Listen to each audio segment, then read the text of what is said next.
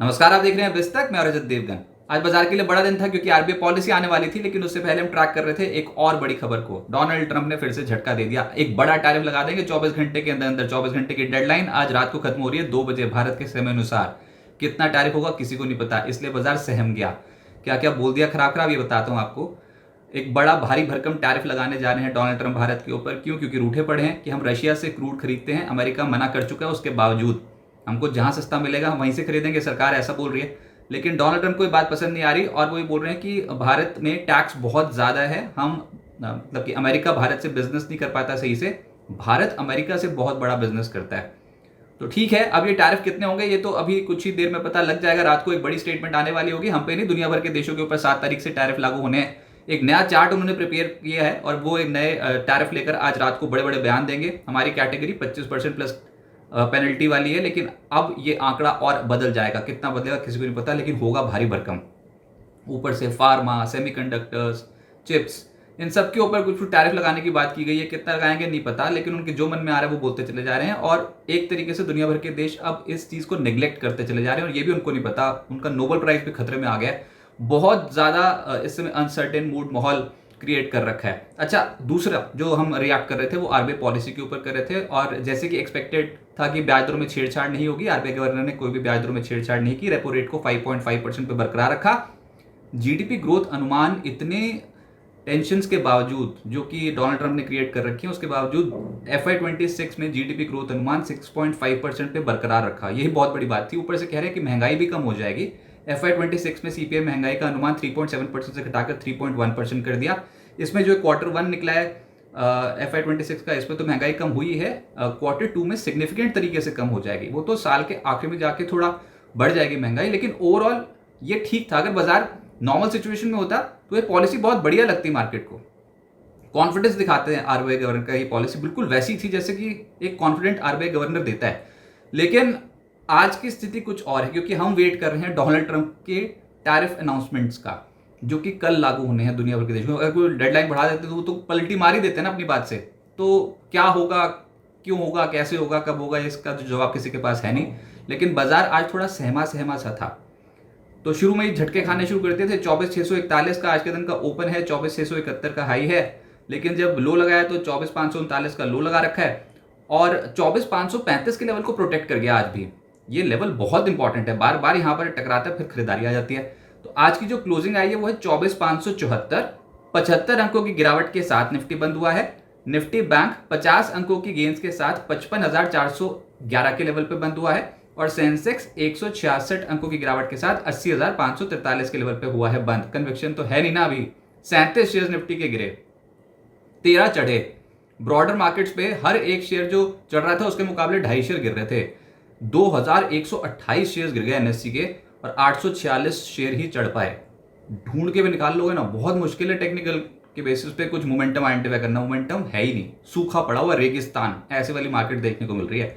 चलो ये फेज भी पार हो जाएगा, हमेशा से ऐसे ही होता है। लेकिन इस बार की जो ये पूरा का पूरा सिनेरियो क्रिएट किया हुआ है ये डोनाल्ड ट्रंप की टैरिफ वॉर की वजह से हुआ है। निफ्टी गेनर्स में एशियन पेंट्स 2% ऊपर, ये कंप्लीटली आउटशाइन कर रहा है पिछले कुछ दिनों से। गिरते बाजार में तेज है ये स्टॉक। फिर एचडीएफसी लाइफ आज 2% ऊपर हो गया। एमएनएम, बीईएल, कोल इंडिया जैसे स्टॉक्स हरे निशान की क्लोजिंग दिखा गए।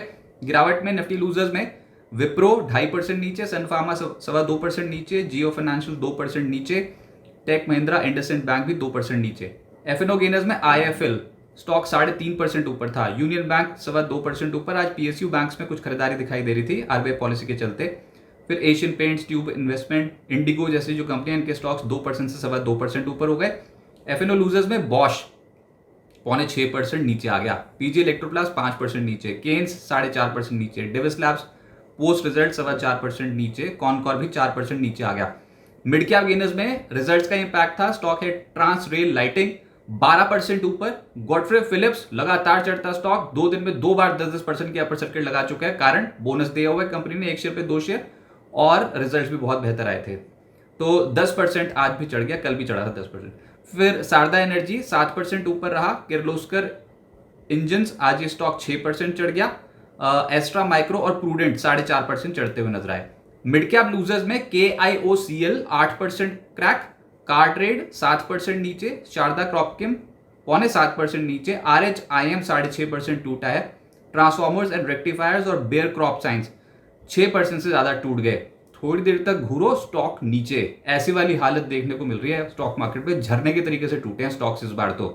सरकारी बैंक्स आज हरे निशान की क्लोजिंग इंडेक्स की भी है, और कंपोनेंट्स जो उसमें union bank, Canara bank, bank of India, SBI, bank of Baroda, in stocks में खरीदारी देखने को मिली। तेज चला यूनियन बैंक 2.5% ऊपर और कैनरा बैंक 1% ऊपर। फिर रियल एस्टेट में अनंतराज 3% गिरा, गोदरेज प्रॉपर्टीज 2.5% नीचे, ब्रिगेड, शोभा, डीएलएफ 2.25% से 2.5% नीचे चले गए। सेक्टर स्पेसिफिक कहीं खरीदारी दिखती नहीं है। आईटी स्टॉक्स भी आज गिरावट की चपेट में थे। कोफोर्ज 4% ज्यादा टूटा है, परसिस्टेंट, विप्रो, टेक महिंद्रा और एम्फोसिस 2% से 2.25% नीचे। फार्मा की बैंड बजी हुई है। सिंजीन 4.25% नीचे। Davis labs, Ipca labs, Biocon, Zydus life सब 3% से 3.5% टूट गए। एफएमसीजी एकदम से खराब लगने शुरू हो गए हैं। ब्रिटानिया 4.25% नीचे। इमामी, डाबर, वरुण बेवरेजेस, राडिको, ये सब स्टॉक्स आज लाल निशान की क्लोजिंग दिखा गए। और एनर्जी स्टॉक्स भी कुछ बहुत बढ़िया नहीं चल रहे थे, इक्के दुक्के चल रहे थे, लेकिन गिरावट वाले ज्यादा हैं, जिसमें power India, Castrol, BHEL, Thermax, INOX wind 3.5% से 4% नीचे चले गए।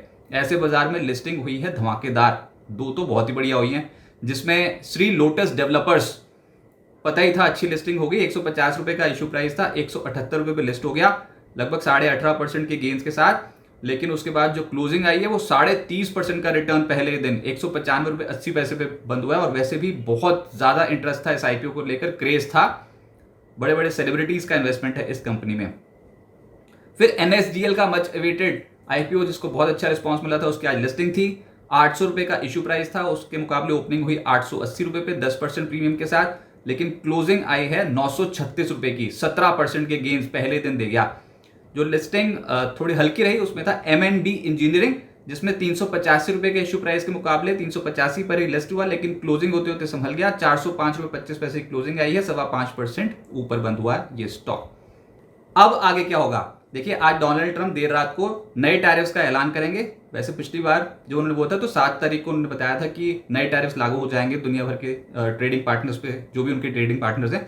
लेकिन आज देखते हैं कि किसके ऊपर कितना टैरिफ वो लाद देते हैं। हमारे ऊपर कोई बहुत अच्छी खबर तो आने वाली है नहीं। पिछली बार 25% प्लस पेनल्टी की खबर आई थी, इस बार उससे ज्यादा ही होगा, क्योंकि पिछले 1 हफ्ते से वो लगातार धमकियों पे धमकियां दिए जा रहे हैं कि भारत पे ज्यादा टैरिफ लगाऊंगा। तो अब वो दिन आ गया, इसलिए आज बाजार थोड़ा सहमा सा महसूस कर रहा था। ट्रेडर्स और इंस्टीट्यूशनल इन्वेस्टर्स कोई बढ़ चढ़ कर तो खरीदारी करेंगे नहीं ऐसे मूड माहौल में। क्लैरिटी चाहिए बाजार को, कितना टैरिफ लगा रहे हो भैया, ये बताओ सीधी कहानी। तो अभी देखते हैं, ओवरहैंग रहेगा जैसे ही बाजार कल खुलेगा। तो पहले तो देखे तो सही आज 2 बजे रात को क्या अनाउंसमेंट होने वाली है। तो खासतौर से एक तो ये वाली अनाउंसमेंट का बहुत बड़ा इंपैक्ट आने वाला है। कल मेक या ब्रेक होगा। देखिए शुरुआती सत्र में एक झटका भी लग सकता है। अभी तक तो आप प्रोटेक्ट कर रहे हो कुछ इंपॉर्टेंट जोन्स को, लेकिन अगर झटका लगा तो उसके बाद क्या लोअर लेवल से इंस्टीट्यूशनल बाइंग आती है कि नहीं बाजार पर, बस यही देखना है। आप कल हो आप बहुत बढ़िया लेवल पे, अगर तो ये सब कुछ निपट गया ना तो फिर यहां से चढ़ भी सकते हो। लेकिन वो अभी चार्ट्स पे नहीं दिख रहा है, अभी बहुत ज्यादा दबाव लगातार मार्केट पे बनता चला जा रहा है। पेसिमिज्म है, पेसिमिज्म, और पेसिमिज्म में से जब तेजी आती है तो बहुत भयंकर भी आती है। कभी कभी टूटने वाले होंगे तो टूट जाएंगे।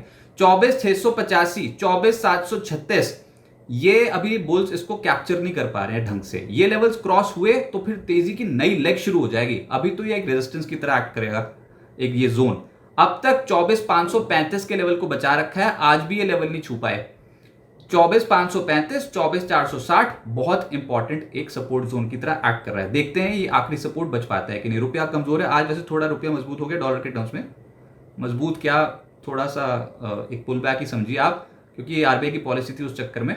लेकिन एफआईएस खरीदारी नहीं करेंगे अगर आपका रुपया स्टेबल नहीं है तो ये बहुत इंपॉर्टेंट फैक्टर है, इसको बहुत क्लोजली वॉच किया जा रहा है। फिलहाल स्टेबल नहीं है मार्केट, टुकड़ों में खरीदे, एक साथ मत लपक के खरीदना शुरू कर दें, कुछ नहीं होने वाला उससे। टुकड़ों में खरीदें, स्टैगर्ड वे में खरीदें। बाजार का ट्रेंड अभी नीचे ही है, इसको समझने में टाइम भी लग सकता है, टच एंड गो नहीं होगा। फिलहाल शेयर्स की ताकत ज्यादा नहीं दिखती है स्क्रीन पे, लेकिन स्क्रीन देख देख के इन्वेस्टमेंट कभी हुई भी नहीं है। हमेशा खराब समय पर ही दाम मिल जाते हैं बहुत बढ़िया स्टॉक्स के। तो तैयार रहिए, खेल तो होगा बहुत बड़ा। ये इंपॉर्टेंट बात ये भी है कि 6th कंसेक्यूटिव वीक है जब आप कमजोर हो। ये 6ठा हफ्ता है जब लगातार आप बाजार पे टूट रहे हो निफ्टी पे। तो देखते हैं कि आज बहुत ओवरसोल्ड जोन में चलते चले जा रहे हैं। लेकिन कभी कभी ओवरसोल्ड मार्केट ओवरसोल्ड रह जाती है, दबाव वाली मार्केट, जैसे ओवरबॉट ही होता चला जाता है, ऐसे ओवरसोल्ड भी तो ओवरसोल्ड हो सकता है। तो फिर देखते हैं ना कहां पर जाके रुकते हो। अभी तो आप इंपॉर्टेंट जोन देखो, क्यों हम बार बार बोल रहे हैं कि इंपॉर्टेंट जोन है। आप औसत के हिसाब से देखो, बहुत क्लस्टर ऑफ मूविंग एवरेजेस हैं। जैसे कि 100 दिनों की औसत 24,595, 200 दिनों की औसत 24,194, 20 हफ्ते की औसत 24,560, 50 हफ्ते की औसत 24,016। तो है ना फिर ये 24,000 24,500 वाला जोन, हम बार बार यही तो बोल रहे हैं कि ये जो जोन है बहुत अच्छा। अच्छा, एवरेजेस वैसे लैगिंग इंडिकेटर होते हैं, कुछ ज्यादा नहीं उस पर से होता है, लेकिन हम फिर भी रिस्पेक्ट करते हैं एवरेजेस को। उसके नीचे जाएंगे, 200 दिनों की औसत के नीचे जाएंगे, 100 दिनों के नीचे जाएंगे, वहां टिक जाएंगे, तब जाके पोर्टफोलियो साफ होने शुरू होंगे। अभी तो जो हो गया हो गया। इंपॉर्टेंट सपोर्ट जोन पे हो, ये वो लेवल नहीं है जो पिछली बार आए थे 21,700 22,000 वाले लेवल, तब भी तो डोनाल्ड ट्रंप ही बोल रहे थे, अभी भी तो वही बोल रहे हैं। तो उससे तो बहुत ऊपर हो। तो थोड़ा सोच कर इन्वेस्टमेंट्स प्लान करनी होती हैं लॉन्ग टर्म के लिए। ये झटके हैं शॉर्ट टर्म के। बाजार में आखिरी सपोर्ट टिका तो गजब भी हो सकता है। हम दो तरफा बात कर रहे हैं, लेकिन बात यही है कि गिरावट में सिस्टमैटिक तरीके से खरीदना ही बेहतर रणनीति होती है। टुकड़ों में खरीदें, लपक के ना खरीदें। और बाजार को ऑब्वियसली स्टेबल होने में थोड़ा समय लगेगा, क्योंकि कितना टैरिफ लगेगा ये किसी को नहीं पता। और आज रात जो बड़ी अनाउंसमेंट आने वाली है उसका एक बड़ा इंपैक्ट इंडियन मार्केट्स पे पड़ेगा। तैयार रहिए।